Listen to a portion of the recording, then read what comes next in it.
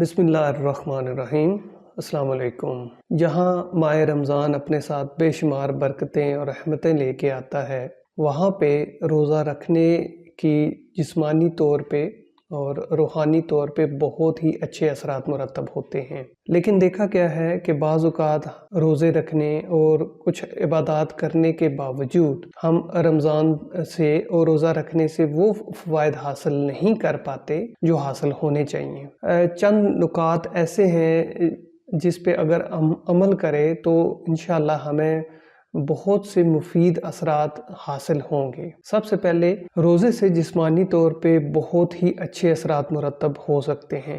Detoxification کا عمل ماہ رمضان میں بہت تیز ہو جاتا ہے، کیونکہ اس میں تقریباً 14 سے 16 گھنٹے تک جسم کو موقع ملتا ہے کہ وہ جسم سے بہت سے ٹاکسک میٹیریل کو باہر نکالے، کیونکہ اس دوران ہم کچھ کھا پی نہیں رہے ہوتے، تو اس لیے ہمارے جگر اور ہمارے کڈنیز پہ اتنا برڈن نہیں پڑتا جتنا عام دنوں میں ہوتا ہے۔ لیکن جو ہی افطار ہوتا ہے تو ہم اتنا زیادہ کھانا پینا کر لیتے ہیں اور ہمارے کھانوں کی چوائس ایسی ہوتی ہے کہ اس کے پورا دن روزہ رکھنے کے باوجود ہمارے ڈیٹاکسیفیکیشن سسٹم پہ اتنا زیادہ اثر پڑتا ہے کہ اس کے سارے مفید اثرات ضائع ہو جاتے ہیں۔ لہٰذا کوشش کریں کہ افطاری کے دوران تھوڑا سا کم کھائیں، بھوک رکھ کے کھائیں، اور کھانے کی چوائس بہت ضروری ہے۔ عمومی طور پہ ہم ہائی کیلورک ڈائٹس جس میں پکوڑے، سموسے،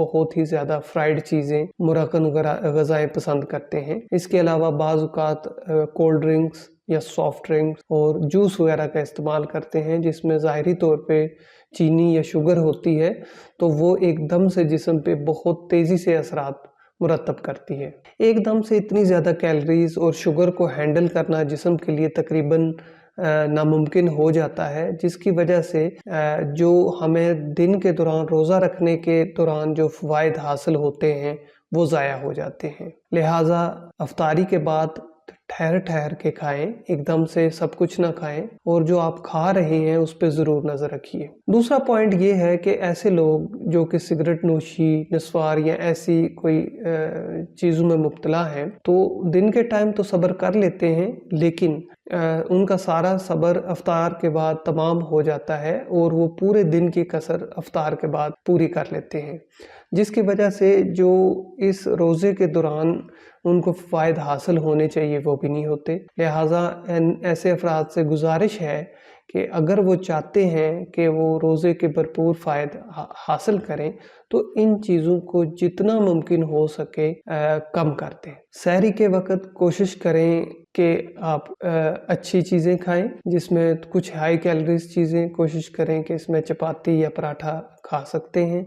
جو کا دلیا اگر آپ کھانے میں استعمال کریں تو وہ نہایت ہی مفید ہے، جو نہ صرف آپ کے نظام ہضم کو بہتر رکھے گا بلکہ وہ پورا دن آپ کو کیلوریز مہیا کرے گا۔ کچھ لوگ عادی ہوتے ہیں کہ سحری کے ٹائم بھی کچھ مرکن غذائیں جیسے پائے، نہاری اور حلیم جیسی چیزیں استعمال کرنے کے شوقین ہوتے ہیں، تو یاد رکھیں کہ یہ چیزیں کھانے کے بعد ایک تو پورا دن ان کی طبیعت خراب رہتی ہے، کیونکہ یہ مسلسل معدے میں تیزابیت پیدا کرتے ہیں۔ دوسرا، چونکہ اس میں مسالوں کی اور نمک کی مقدار زیادہ ہوتی ہے، تو ایسے مریضوں کو اکثر پیاس بہت لگتی ہے، تو جس کی وجہ سے اگر طبیعت خراب رہے اور پیاس لگے تو روزے کے دوران بھی اس طرح کی عبادات یا اس طرح کے کام نہیں ہو سکتے۔ لہٰذا بہت منحصر اس چیز پہ کرتا ہے کہ آپ سحری میں کیا کھا رہے ہیں۔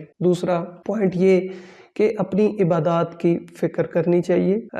ماہ رمضان کا مہینہ ایسا ہے جس میں ہم کم از کم 5 وقت باجماعت نماز اور تھوڑی سی تلاوت اگر روزانہ کی بنیاد پہ کرنے کی عادت ڈال لیں تو میرے خیال سے یہ ایک سال پورے کی عادت بن جائے گی اور اس سے بہت زیادہ فائدے ہوں گے۔ اس کے علاوہ جو ایڈیشنل عبادات کرنا چاہتے ہیں تو اس کے بہت زیادہ فائدے ہیں، جیسے کہ اس رمضان کے دوران ہر عبادت کا ثواب 70 گنا بڑھ جاتا ہے۔ لہٰذا اس رمضان کے مہینے میں نہ صرف اپنی جسمانی صحت کا خیال رکھیے بلکہ اپنی روحانی صحت پہ بھی توجہ دیجیے۔ بہت اچھا موقع ہے کہ جس میں ہم اپنی روحانی بیماریوں سے بھی نجات حاصل کر سکتے ہیں۔ غیبت، حسد، کینہ، بغض سے دور رہیں تو انشاءاللہ اللہ تعالیٰ باقی سال بھی ان چیزوں سے دور رکھے گا، اور اس کی وجہ سے جو ہماری صحت پہ مضر اثرات پڑتے ہیں اس سے بھی ہم انشاءاللہ بچے رہیں گے۔ اللہ تعالیٰ آپ کا